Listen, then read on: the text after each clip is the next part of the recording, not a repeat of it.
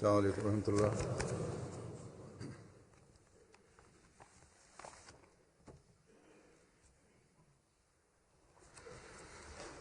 أشهد أن لا إله إلا الله وحده لا شريك له وأشهد أن محمدا عبده ورسوله أما بعد فأعوذ بالله من الشيطان الرجيم بسم الله الرحمن الرحيم الحمد لله رب العالمين الرحمن الرحيم مالك يوم الدين إياك نعبد وإياك نستعين اهدنا الصراط المستقيم صراط الذين أنعمت عليهم غير المغضوب عليهم ولا الضالين وجزاء سيئة سيئة مثلها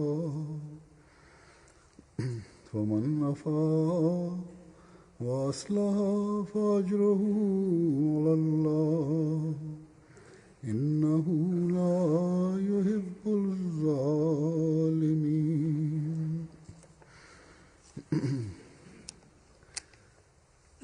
और बदी का बदला की जाने वाली बदी के बराबर. Balasan atas suatu kejahatan, balaslah dengan kejahatan serupa jika dimaafkan dengan syarat untuk mendapatkan islah, maka ganjarannya ada di sisi Tuhan. Allah Ta'ala tidak mencintai orang-orang yang zalim. Di dalam ajaran Islam, seorang yang melakukan pelanggaran, orang yang memberikan kerugian, apakah itu kerugian yang kecil atau yang besar yang ditimpakan olehnya, atau musuh sekalipun, Islam mengajarkan untuk memperlakukan mereka dengan perlakuan yang terdapat sisi islah di dalamnya. Di dalam Islam ada pemikiran hukuman, tapi bersamaan dengan itu ada juga perintah untuk memaafkan atau mengampuni. Di dalam ayat ini, seperti yang Anda dengar tadi, ada perintah bahwa orang yang melakukan kejahatan, hukumlah dia, tapi di balik hukuman itu ada juga gerakan supaya dengan hukuman itu, orang yang melakukan pelanggaran, orang yang memberikan kerugian, orang yang melakukan dosa, mendapatkan islah dengan hukuman itu. Jadi ketika yang menjadi tujuan adalah islah, maka sebelum memberikan hukuman, hendaknya fikirkanlah supaya apakah dengan hukuman ini yang menjadi tujuan bisa tercapai, yakni islah itu. Tapi jika setelah berpikir, setelah melihat kondisi yang melanggar itu, ada pemikiran seperti itu, bahwa islah bagi si pendosa ini dengan dimaafkan atau dengan dihukum, maka lakukanlah itu. Maafkanlah atau hukumlah.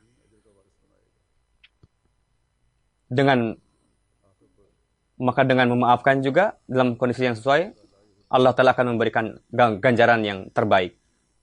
Pada akhirnya, innallaha la yuhibbuz zalimin. Innahu la yuhibbuz zalimin.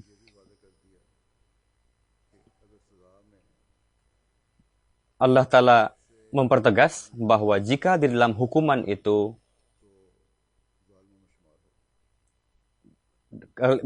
kalian berupaya untuk melakukan sesuatu kejahatan yang lebih lagi, maka jika dalam memberikan hukuman tadi berlebihan, maka akan ditetapkan sebagai seorang yang zalim. Inilah hukum mendasar atau prinsip yang dipersembahkan oleh Al-Quran yang meliputi kehidupan kita secara pribadi atau dalam level pemerintahan, bahkan secara global, internasional pun, untuk mengislah masyarakat. Ini merupakan pondasi prinsip ini. Tujuan utama memberikan hukuman kepada seorang pelanggar yaitu islah dan perbaikan akhlak. Islam mengatakan dalam hal ini bahwa perhatikanlah, janganlah hanya menekankan pada hukuman saja, bahkan tekankanlah untuk mendapatkan islah. Jika dengan dimaafkan akan mendapatkan islah, maka maafkanlah. Jika kondisi mengatakan dengan diberikan hukuman dia akan mendapatkan islah, maka berikanlah hukuman. Tapi di dalam hukuman, hendaknya kita memikirkan bahwa hukuman itu diberikan sesuai dengan kejahatannya. Jika tidak, jika diberikan hukuman yang melebihi dari pelanggaran yang dilakukannya, maka ini merupakan kezaliman semata. Dan kezaliman tidak dicintai oleh Allah Ta'ala. Di dalam Islam, tidak seperti agama-agama yang lalu, bersifat ekstrim. Contoh yang terbaik, kita lihat di dalam kehidupan Hadrat Rasulullah SAW. Ketika beliau SAW melihat bahwa si pelanggar ini telah mendapatkan islah, maka beliau dapat memaafkan seorang musuh yang kejam sekalipun. Orang yang zalim kepada beliau, kepada keturunan beliau, kepada sahabat beliau, apa perbuatan zalim yang tidak ditimpakan kepada mereka? Tapi ketika si pemusuh itu, penentang itu, meminta ampun, meminta maaf kepada beliau SAW, dan berjanji untuk mengarungi hidup dengan lebih baik, maka beliau SAW melupakan segala sesuatu dan memaafkan si musuh itu. Di dalam hadis dikatakan, putri beliau SAW, Hadrat Zainab, ketika hijrah dari Mekah, ada seorang yang zalim, Abar bin Aswad namanya, berusaha untuk membunuh Hadrat Zainab dengan tombak. Saat itu beliau radhiyallahu anha tengah hamil, sehingga dengan tombak tadi beliau menjadi gugur kehamilannya dan terluka. Pada akhirnya beliau radhiyallahu anha meninggal. Disebabkan karena kezaliman itu, diputuskanlah hukuman mati untuk si pembunuh itu. Ketika Fatah Mekah, orang itu kabur, tapi setelah di kemudian hari, ketika Hadrat Rasulullah SAW kembali ke Madinah, Habar datang menjumpai Hadrat Rasulullah SAW dan memohon, saya telah kabur karena takut kepada Tuhan, karena dosa saya besar sekali, pelanggaran saya besar, saya sudah diputuskan untuk dihukum mati, tapi ketika saya mengetahui bagaimana sifat pengampunan, pemaafan Tuhan, ini membawa saya, pikiran itu membawa saya untuk saya datang kepada Tuhan. Saya memberanikan diri untuk bertemu dengan Tuhan. Meskipun saya sudah layak untuk dihukum. Tapi sifat pemaafan Tuhan begitu lapangnya, sehingga saya memberanikan diri untuk hadir di sini. Dia mengatakan, wahai Nabi Allah, kami telah terjerumus dalam kejahilan pada saat itu. Tuhan telah mengutus Tuhan untuk memberikan petunjuk kepada kaum kami dan menyelamatkan kami dari kehancuran. Aku mengakui pelanggaran aku ampunilah kejahilan, kebodohan saya ini. Dengan demikian, Hadrat Rasulullah SAW memaafkan pembunuh putrinya sendiri dan bersabda, "Wahai Hibar, Allah telah menurunkan ihsan kepada engkau. Dia telah memberikan taufik kepada engkau untuk menerima Islam dan memberikan taufik untuk taubat yang hakiki." Lalu dalam riwayat lain lagi dikatakan, ada seorang syair, Ka'ab bin Zahir namanya, yang sering membuat syair berkenaan dengan wanita-wanita muslim yang menyerang kehormatan para wanita muslim pada saat itu. Syair-syair yang jorok. Dia pun telah ditetapkan untuk dihukum, si penyair ini.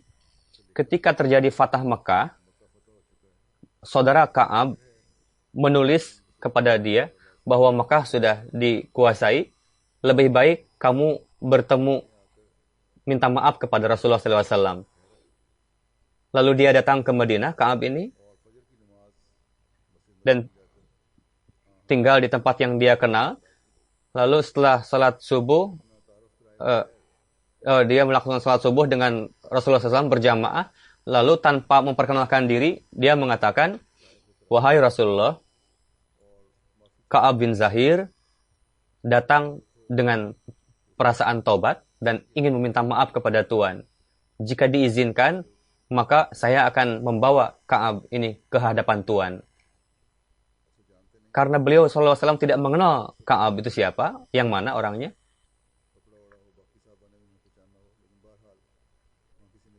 Atau mungkin saja dia menutup wajahnya dengan kain, tapi bagaimanapun Rasulullah SAW tidak mengenal Ka'ab sebetulnya. Karena itu beliau bersabda, "Oke, bawalah ke sini Ka'ab." Orang itu mengatakan, "Akulah sebetulnya Ka'ab itu, wahai Rasul." Lalu ada seorang Ansari berdiri untuk siap membunuh orang itu karena memang layak untuk dihukum.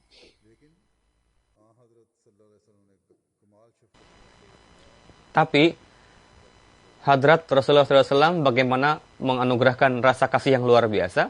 Lepaskanlah orang ini karena dia datang secara khusus untuk meminta maaf. Lalu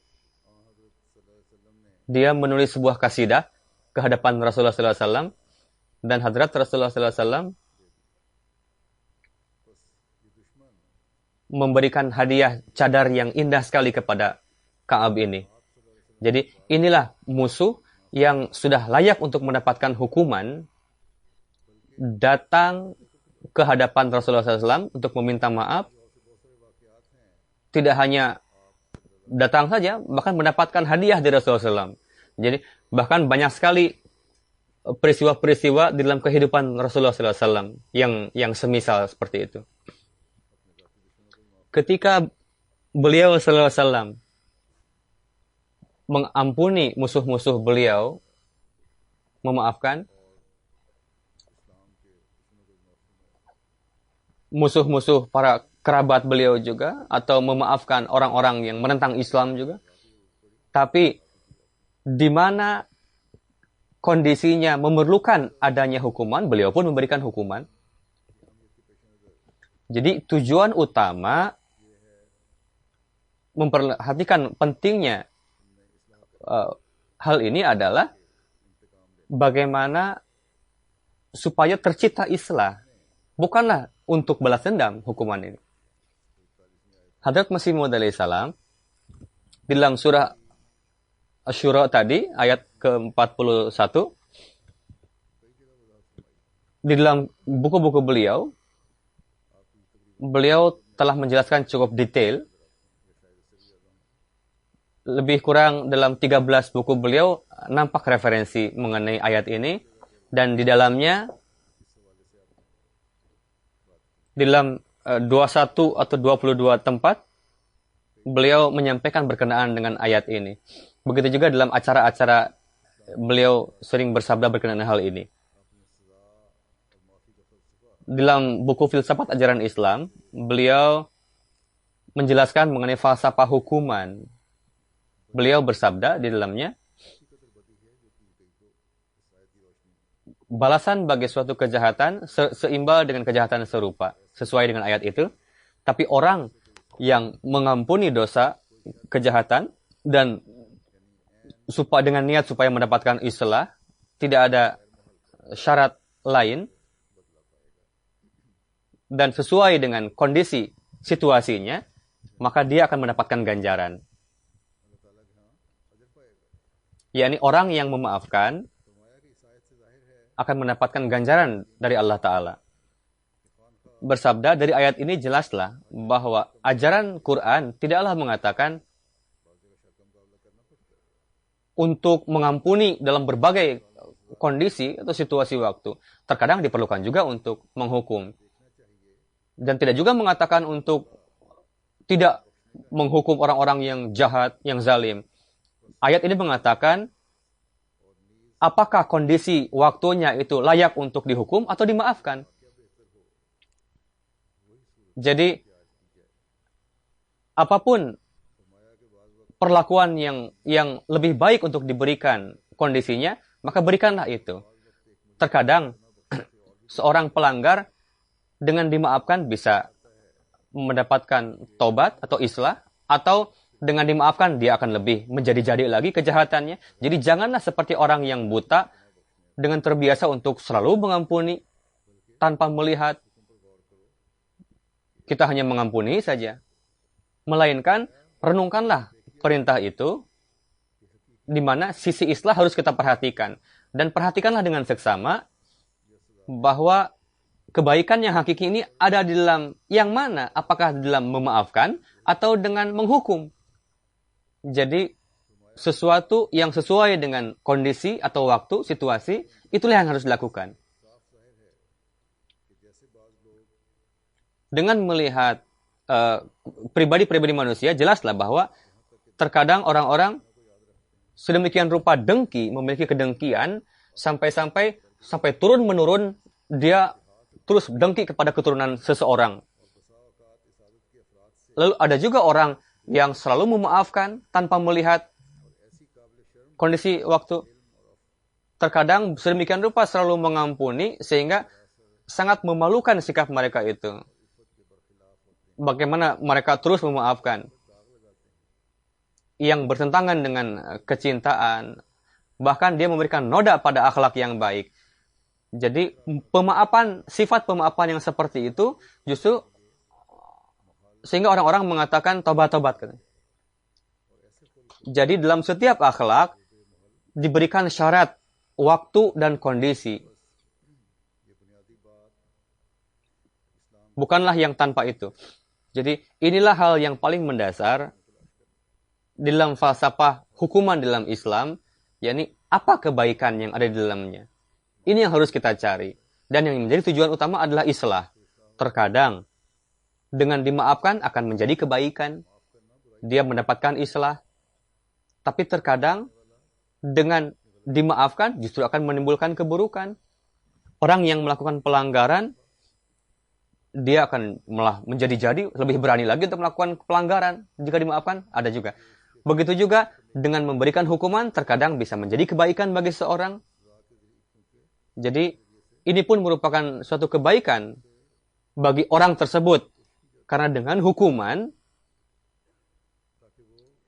akan menjadi upaya baginya untuk menghentikan keburukannya dengan hukuman itu. Supaya di masa yang akan datang, dia terhindar dari kehidupan yang buruk, yang hancur, dari keburukan. Hadrat Rasulullah SAW, saya telah memberikan 2 permisalan, nampak kepada kita bahwa dengan pemaafan Rasulullah SAW, orang itu justru mendapatkan islah. Musuh Islam, orang yang melakukan pelanggaran, setelah mendapatkan islah, mereka menjadi orang-orang yang melakukan kebaikan, menjadi orang-orang pengkhidmat Islam. Walhasil, Islam merupakan agama yang sedemikian rupa tertata, sehingga dalam setiap waktu dia senantiasa memperhatikan sesuatu yang penting tadi. Perlakuan apa yang penting untuk bagi si pendosa ini, itu yang dilakukan. Niatnya islah.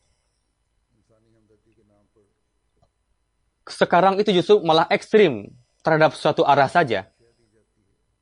Terkadang sekarang ini orang-orang yang berdosa melakukan pelanggaran besar sedemikian rupa diampuni, dimaafkan, sehingga dia tidak merasakan bahwa dia telah melakukan pelanggaran itu. Dia pembunuh, pekerjaan dia sudah pembunuh, atau sedemikian rupa sombong, takabur, sehingga dia tidak merasakan kehidupan orang lain ini penting selain dari kehidupan dia sendiri. Ada juga orang seperti ini.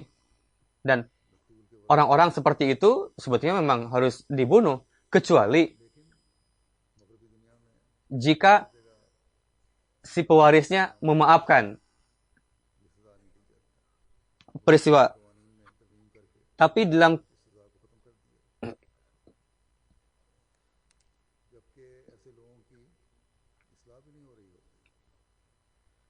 ketika orang-orang seperti itu tidak mendapatkan islah dan terus bertambah dalam kezaliman mereka, atau nampak sesuatu yang ekstrim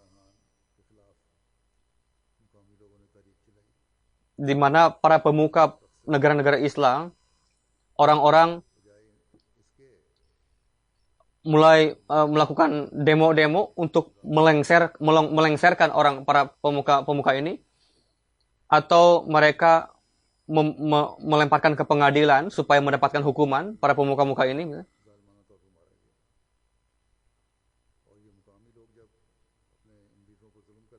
Terkadang orang-orang seperti itu dibunuh atau dipukuli dengan zalimnya. Terkadang di balik mereka itu ada suatu kekuatan besar untuk melakukan perbuatan itu. Islam menghalang atau melarang untuk melakukan sesuatu yang ekstrim, dan untuk jadi meskipun dia miskin ataupun kaya mendapatkan perlakuan yang sama. Lalu buatlah prinsip untuk hukuman itu. Dan dalam hal ini kita menyaksikan bagaimana Hadrat Rasulullah SAW ketika memerintah di Madinah dan para khalifah yang setelah beliau mengamalkannya. Bagaimana hukuman yang harus diberikan dan apa tujuan dari hukuman itu. Hadrat Masih Maud alaihissalam bersabda, jangan hanya melihat apa hak yang terbaik untuk si pelanggar ini. Terkadang hendaknya dilihat ketika tidak terpikirkan dalam masyarakat umum apa yang lebih baik untuk dampaknya untuk masyarakat umum. Mengorbankan sesuatu yang kecil demi untuk sesuatu yang besar terkadang penting mengorbankan. Untuk itu hendaknya melihat ketika memutuskan hukuman apakah dampaknya akan timbul di masyarakat setelah itu. Terkadang dengan memaafkan akan memberikan dampak yang tidak baik di masyarakat. Lihatlah, seorang pelanggar yang besar, dia telah melakukan pelanggaran dan terhindar dari hukuman. Maka orang-orang yang memiliki fitrat buruk untuk melakukan kejahatan, maka mereka pun akan berpikiran, kita akan melakukan pekerjaan buruk ini, dan setelah itu kita akan minta maaf, lalu kita akan terbebas. Jika ini timbul, maka orang-orang yang biasa melakukan pelanggaran, mereka akan timbul keberanian untuk melakukan pelanggaran jika tidak mendapatkan hukuman tadi. Begitu juga orang-orang yang bersih, orang-orang yang baik, mereka menjadi ketakutan karena akan timbul kejahatan-kejahatan. Orang-orang akan gelisah. Dan untuk menjauhkan kegelisahan itu, terkadang mereka melakukan penjagaan sendiri. Karena hukum tidak berjalan. Tapi karena tidak adanya perlindungan, jika tidak ada undang-undang untuk itu, dan tidak ada perlindungan, maka masyarakat pun akan membuat pengadilan sendiri. Dan ruginya, sayangnya, meskipun ajaran Islam yang begitu indahnya, di negeri-negeri Islam banyak nampak perbuatan yang seperti itu, hal-hal seperti itu. Orang yang amalan yang tidak adil kepada orang-orang yang melanggar itu justru memberikan peranan penting untuk menimbulkan kejahatan-kejahatan baru. Sehingga orang-orang pun mulai melakukan kejahatan yang sama atau yang lebih. Hazrat Masih Maud Islam bersabda, memberikan hukuman atau memaafkan, hendaknya yang menjadi pemikiran adalah apakah dengan hukuman tadi atau dengan memaafkan itu, apa dampaknya bagi masyarakat. Jika dengan memaafkan akan memberikan pelajaran bagi si pelanggar tadi, maka berikanlah hukuman. Jika dengan memaafkan lebih baik, maka berikanlah maaf. Bagaimana beliau alaihissalam membandingkan Taurat dan Injil? Di dalam Injil dikatakan, janganlah membalas kejahatan. Di dalam Injil dikatakan.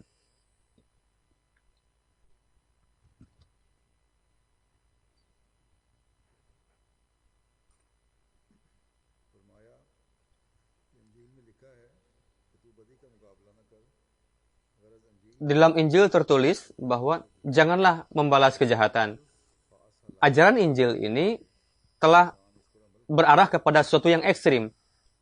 Dan selain manusia pun tidak dapat mengamalkannya. Hal itu. Di sisi lain, jika kita melihat Taurat, maka itu pun ada suatu hal yang ekstrim ke arah ini. Maka dalam Taurat hanya ditekankan kepada satu arah saja. Nyawa dibalas nyawa, mata dibalas nyawa, kuping dibalas kuping, gigi dibalas gigi dengan dihancurkan. Tidak ada sifat pemaafan dalam Taurat ini. Masalahnya adalah kitab-kitab ini untuk khusus, zaman yang khusus, dan kaum yang khusus pada masa itu. Tapi Quran Syarif bagaimana memberikan ajaran yang suci kepada kita, yang membebaskan kita dari sesuatu yang ekstrim dan sesuai dengan fitrat manusia ajarannya. Misalnya, di dalam Quran Syarif dikatakan, jaza'u sayyi'atin sayyi'atu misluha. Balasan bagi faman afa wa aslaha fa ajruhu 'ala Allah. Jika balasan dibalas dengan kejahatan yang serupa, itu jaiz. Tapi jika dimaafkan dan diperhatikan dan memperhatikan islah, tidak tidak melanggar kondisi atau waktu, maka bagi orang yang memaafkan seperti itu akan mendapatkan ganjaran dari Allah Ta'ala. Lihatlah bagaimana ajaran indah ini, tidak ekstrim ke sana kemari. Diizinkan untuk membalas, tapi ada pemaafan di dalamnya. Ada perintah juga untuk membalas, tapi seiring dengan itu ada juga ajaran untuk memaafkan. Syaratnya adalah bahwa kamu akan mendapatkan ganjaran, memang diberikan. Syaratnya adalah inilah pendapat yang ketiga. Ini kewajiban bagi yang lihatlah, bandingkanlah ajaran-ajaran ini. Ajaran mana yang sesuai dengan fitrat manusia? Yang sesuai dengan fitrat yang sahih antara Quran, Injil, Taurat tadi. Jadi ajaran Islam yang untuk semua zaman menjadi solusi di dunia ini. Islam mengatakan, ketika kamu memaafkan suatu waktu, maka keluarkanlah kedengkian dalam hati, kebencian. Beliau bersabda, terkadang sebagian orang sedemikian rupa timbul kebencian sehingga mereka benci sampai turun-temurun kepada seorang ini. Dari kakek sampai keturunannya. Tidak memaafkan. Ini bukanlah ciri-ciri orang mukmin. Kedengkian ada di dalam dirinya. Bagaimana uswah hasanah Rasulullah SAW dalam hal ini? Di dalam perang Uhud, istri Abu Sufyan yang bernama Hindun telah membunuh, bagaimana memotong-motong jenazah Hadrat Hamzah, paman Rasulullah SAW, memotong kuping, memotong hidung, memotong bagian tubuh-tubuh beliau, hati beliau dikeluarkan, lalu dimakan. Bagaimana sudah melampaui batas dalam kezaliman. Di sisi lain, meskipun kezaliman sedemikian rupa, bagaimana contoh suri teladan Rasulullah SAW ketika Fatah Makkah, Hind menutup wajahnya dengan niqab, fardah, datang kepada Rasulullah SAW, tidak berani dia datang secara terang-terangan, karena telah melakukan pelanggaran yang sangat besar dan dia pun layak untuk mendapatkan hukuman. Dia baiat di majlis Rasulullah SAW dan menjadi muslimah. Pada saat itu, dia pun melontarkan pertanyaan. Nabi Karim SAW mengenali suara Hindun tadi dan bertanya beliau, apakah kamu istri Abu Sufyan, Hindun? Dia berjawab, ya Rasulullah. Tapi ya Rasulullah, sekarang saya sudah menjadi muslim di dalam hati saya. Maafkanlah saya. Beliau SAW mengampuni Hindun tadi, memaafkan. Sedemikian rupa berdampak kesan kepada Hindun, dia sangat senang. Dan dia pergi ke rumah, pulang. Lalu untuk menghidmati Rasulullah SAW, dia menyiapkan makanan. Dia memasak 2 kambing, lalu dipersembahkan kepada Rasulullah SAW. Dia mengatakan, saat ini kurang hewan-hewan, karena itu saya memilih hadiah yang sederhana ini kepada Rasulullah SAW. Hadrat Rasulullah SAW mendoakannya, wahai ya Tuhan, berikanlah keberkatan bagi kambing-kambing Hindun ini. Sebagai dampaknya, dia memiliki peternakan yang luar biasa banyaknya, sehingga tidak mampu terpelihara lagi. Hadrat Masih Maud bersabda, dalam satu level, ada orang yang tidak mengenal pemaafan, seperti yang disebutkan tadi, sampai dia benci turun-temurun kepada musuhnya. Di sisi lain, ada orang yang tanpa ghairat, yang dia terus memaafkan orang tanpa melihat situasi dan kondisi, secara membabi buta. Jadi jangan juga tidak ada ghairat, dan jangan juga berbuat zalim. Jika ada orang yang menyerang anak seseorang atau saudaranya, maka silakan diuruskan kasusnya. Tapi janganlah mengambil hukuman sendiri. Seperti yang saya katakan, Hadrat Masih Maud salam dalam berbagai tempat telah memberikan penekanan, dan saya akan sampaikan referensi lainnya. Dengan melihat nampaknya hanya ada satu topik saja, tapi beliau justru di dalam setiap kesempatan beliau bersabda mengenai hal ini dalam berbagai corak, berbagai nasihat. Dalam satu tempat lain beliau bersabda, balasan untuk kejahatan serupa dengan kejahatan yang dilakukan, tapi dia yang memaafkan sehingga timbul islah, tidak ada keburukan, maka Allah Ta'ala ridho kepadanya. Dan dia akan memberikan ganjaran kepada orang itu. Jadi berdasarkan Al-Quran, setiap balas dendam bukanlah suatu yang layak dipuji, dan tidak juga memaafkan sesuai dengan layak dipuji dalam setiap tempat misalnya. Hendaknya melakukan itu sesuai dengan kondisi dan waktu. Bukan begitu saja bebas, tidak ada membabi buta. Jadi Allah Ta'ala ridho kepada orang yang memiliki niat yang baik.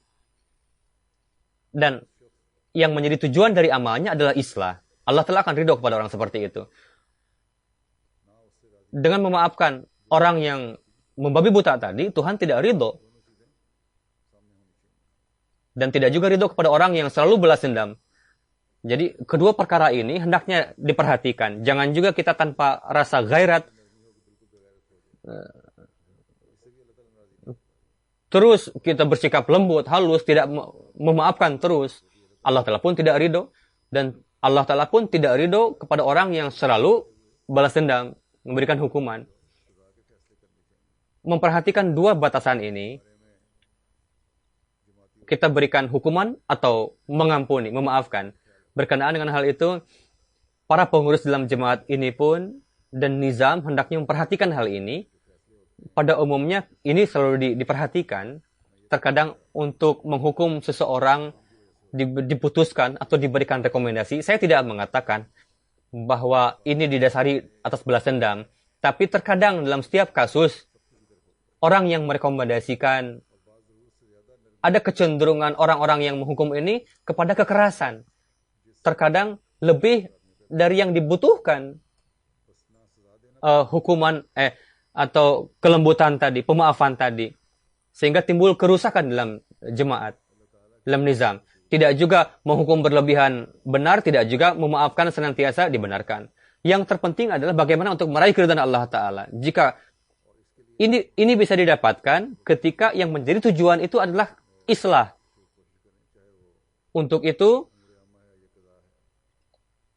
hendaknya para pengurus berupaya, apakah itu umur amma atau bidang kodo, dewan kodo, hendaknya mereka masuk ke dalam kedalaman dan memberikanlah hukuman sesuai dengan itu. Supaya nizamnya hakiki dan kondisi kita bisa timbulkan dalam jemaat ini yang bisa meraih keridhaan Allah Ta'ala. Dan untuk itu, penting untuk memohon doa kepada Allah Ta'ala. Ketika memutuskan sesuatu, putuskanlah dengan doa. Lalu hendaknya ada rekomendasi kepada khalifah. Mendapatkan rekomendasi dari khalifah supaya terhindar dari keburukan. Apakah yang melaporkan seseorang sehingga jemaat pun senantiasa terjaga, terpelihara. Jangan sampai keputusan dalam jemaat ini bisa menimbulkan kegelisahan. Begitu juga pada tempat lain, dalam kitab Nasim Da'wat, Hazrat Masih Maud alaihissalam menjelaskan topik ini. Beliau bersabda,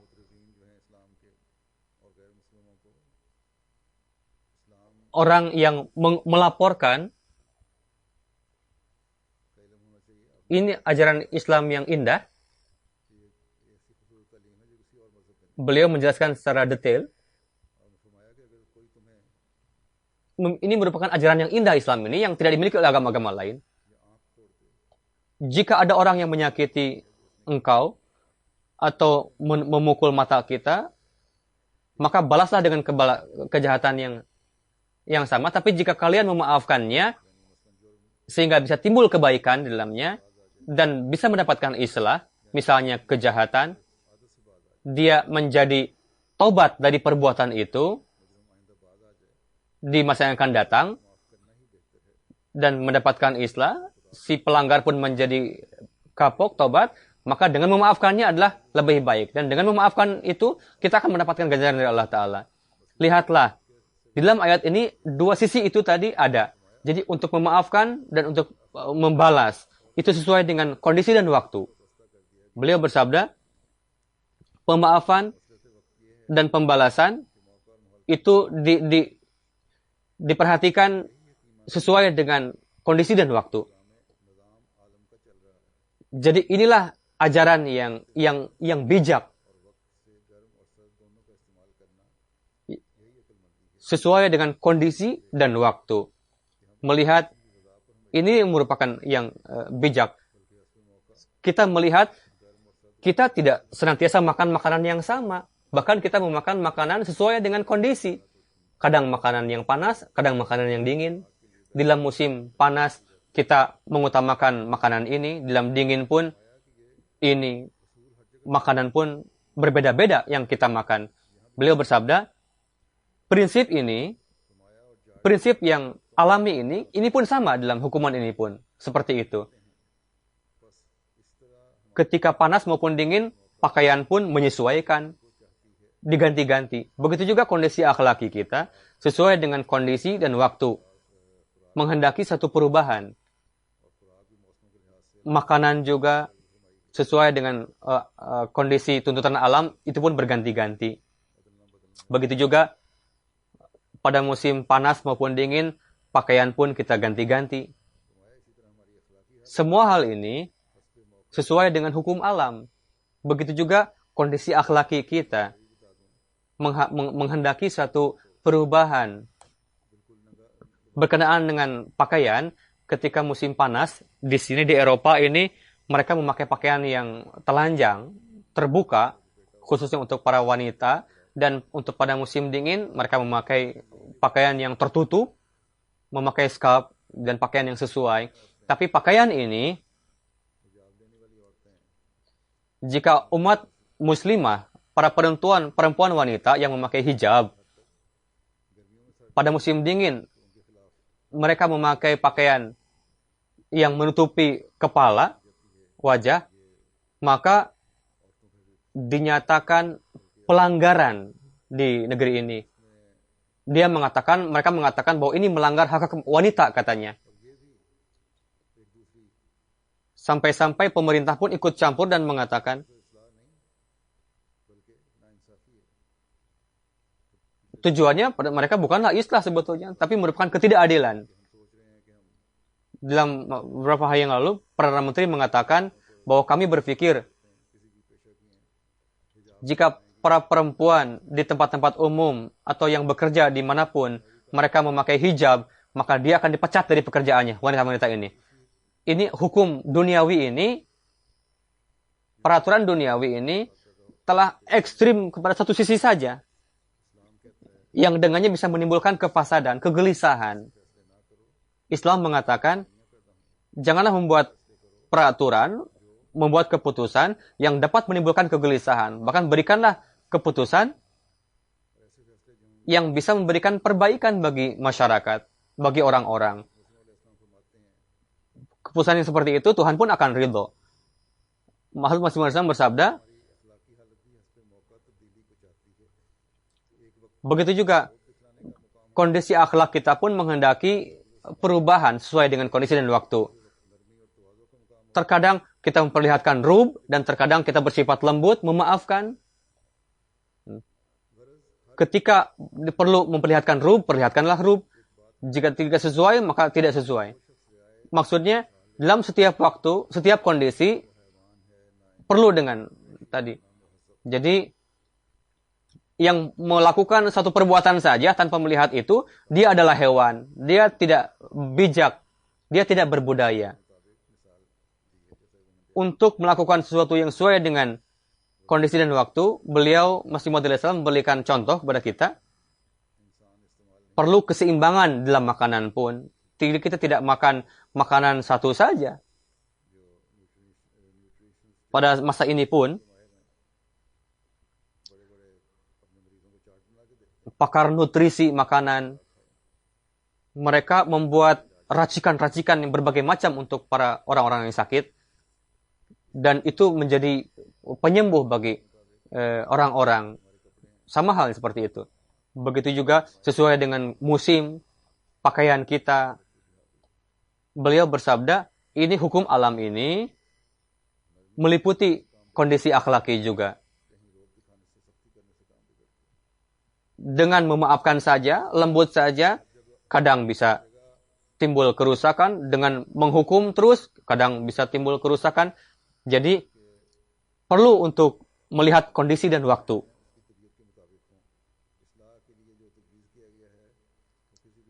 Perubahan itu sesuai dengan tabiatnya. Islah yang diusulkan sesuai dengan tabiat manusia. Inilah perbedaan antara hewan dan manusia. Beliau bersabda juga di Quran Syarif, tidak menetapkan jaiz pemaafan ataupun hukuman yang tanpa alasan. Mengizinkan untuk memberikan maaf yang dapat menimbulkan islah. Dan ini adalah hal yang penting. Memaafkan jika dilakukan tanpa sebab, maka nizam pun akan menjadi rusak, hancur. Dan dalam diri manusia akan timbul rasa bebas. Tidak ada batas, katanya. Dia akan ekstrim ke sana kemari. Dan nizam itu pun tidak dapat tegak. Ketika dengan memberikan hukuman,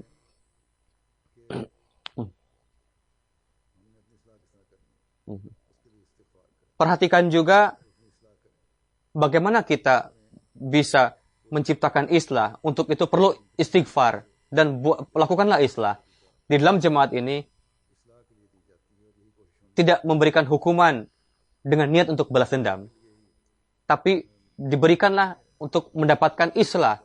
Tidak hanya untuk para pengurus saja dalam hal ini, bukan hanya kesalahan mereka saja, para pengurus, bahkan untuk para anggota jemaat pun. Dan ini merupakan kesalahan anggota juga terkadang. Jika ada orang yang memperhatikan, mengevaluasi bagaimana dia berpikir mengenai orang lain, dan bagaimana dia berpikir mengenai dirinya sendiri.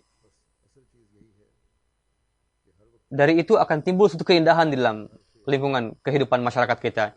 Jadi yang terpenting adalah hendaknya kita senantiasa memikirkan supaya setiap perbuatan kita harus meraih keridhaan Allah Ta'ala. Jika pikiran ini ada, baru akan timbul islah. Dalam satu kesempatan Masih Maud bersabda, balasan bagi suatu kejahatan dengan kejahatan serupa, tapi jika dengan dimaafkan dan itu sesuai dengan kesempatan dan maksudnya untuk islah, maka ganjarannya ada dalam Allah Ta'ala. Jika si pencuri itu dilepaskan, maka dia akan semakin berani untuk menjadi perampok. Orang seperti itu hendaknya dihukum. Tapi jika ada dua pekerja, yang pertama dengan hanya dilihat saja, dipelototi, dia akan malu, maka dia akan mendapatkan islah orang yang seperti itu. Dan itu mempermalukan dia, dan itu menjadi islah bagi orang seperti itu. Maka jika orang seperti itu dihukum, maka tidak cocok. Terkadang orang hanya dengan isyarah saja dia akan bisa paham, tidak perlu dimarahi. Dikatakan dengan hanya dilihat saja dia akan menjadi taubat, mendapatkan islah. Tapi ada orang yang dia dengan sengaja melakukan kejahatan, jika dimaafkan akan semakin rusak, maka orang yang seperti itu tepat untuk diberikan hukuman. Maka hukum yang sesuai itu. Coba yang mana yang lebih baik? Yang diberikan oleh Al-Quran ataupun Injil maupun Taurat? Jika ajaran ini memperhatikan islah tadi, tidak ada bandingannya. Dari itu, inilah ajaran yang dengan mengamalkannya, di dalam Islam akan timbul ijtihad, kekuatan ijtihad dan firasat manusia. Seolah-olah dikatakan, lihatlah berbagai kondisi dan perlihatkanlah firasat. Beliau bersabda, lihatlah perintahnya, bagaimana hukumannya. Dengan itu bisa timbul tadabbur, ijtihad, firasat semakin kuat. Beliau bersabda, jika dengan memaafkan bisa timbul manfaat, maka manfaatlah. Tapi jika orang itu jahat, maka jazau sayyi'atin sayyi'atu misluha. Amalkanlah itu. Begitu juga ajaran Islam yang lain, yang pada setiap zaman terang, indah sekali. Jadi, kita hendaknya memperhatikan dua hal ini. Karena itu kita perhatikan dengan baik, supaya kita harus menciptakan islah dan menghentikan keburukan, supaya timbul keamanan, kedamaian dalam lingkungan kita. Yang terpenting adalah kita mencari keridhaan Allah Ta'ala. Karena dia tidak mencintai orang-orang yang zalim. Allah Ta'ala, semoga Allah Ta'ala memberikan taufik kepada kita untuk memahami perintah Al-Quran ini dan memberikan taufik untuk bisa mengamalkannya. Setelah salat Jumat, saya akan memimpin salat jenazah gaib. Mukarram Bilal Mahmud Sahib, putra Mumtaz Ahmad Sindi. Beliau penduduk Rabwah, Barat. Bilal Mahmud Sahib, Imtiaz. Beliau disyahidkan pada tanggal 11 Januari 2016 di Rabwah. Innalillahi wa inna ilaihi raji'un. Beliau tengah pergi ke rumah pada malam hari. Ada pengendara motor yang tidak diketahui menembak beliau. Secara detail adalah lebih kurang pukul 9 malam. Beliau pulang dari toko beliau. Ada pengendara motor yang tidak dikenal menembak beliau dan kabur. Lalu kabur, beliau mendapatkan 5 peluru. Ada 2 peluru mengenai kepala beliau. Lalu beliau dibawa ke rumah sakit setelah mendapatkan pengobatan. Lalu dibawa ke Ilahi Baksh Hospital Faisalabad. Ketika menunggu untuk dioperasi, sebelum dioperasi, tapi tidak sempat beliau meninggal pada saat itu. Beliau lahir pada tahun 1989 di Bilal Nagar.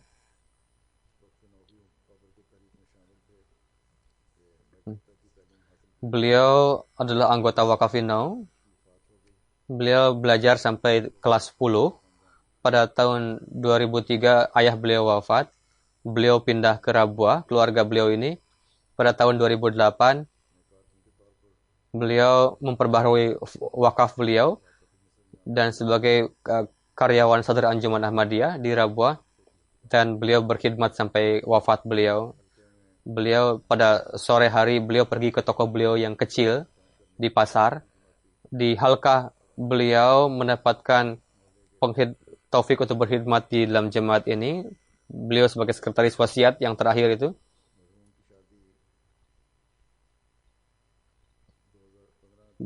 Pernikahan beliau almarhum pada tahun 2015 bulan April.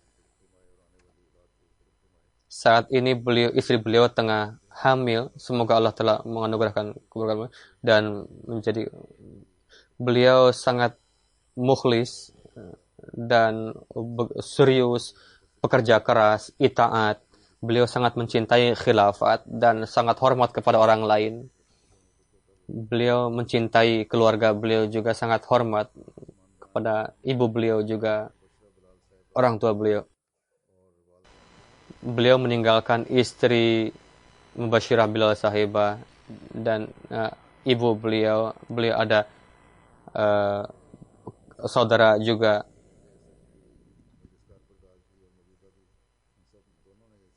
Beliau pernah sekretaris majelis Karpardas juga. Sekretaris Karpardas menulis bahwa beliau adalah seorang yang berani, yang pekerja keras. Beliau ini tidak pernah dalam suatu kesempatan beliau memperlihatkan kemalasan. Beliau senantiasa murah senyum. Datang ke kantor tepat waktu, apapun yang diperintahkan beliau melakukan dengan segera. Sangat jarang karyawan yang seperti itu, yang murah senyum dan pekerja keras, itaat yang luar biasa. Beliau sangat gigih dalam berkhidmat dalam jemaat ini. Dan Nasir Sahab menulis berkenaan beliau memiliki kecintaan kepada khilafat sehingga dengan melihatnya kita pun menjadi tersentuh. Semoga Allah telah meninggikan derajat beliau dan para pewaris beliau diberikan kesabaran. Amin.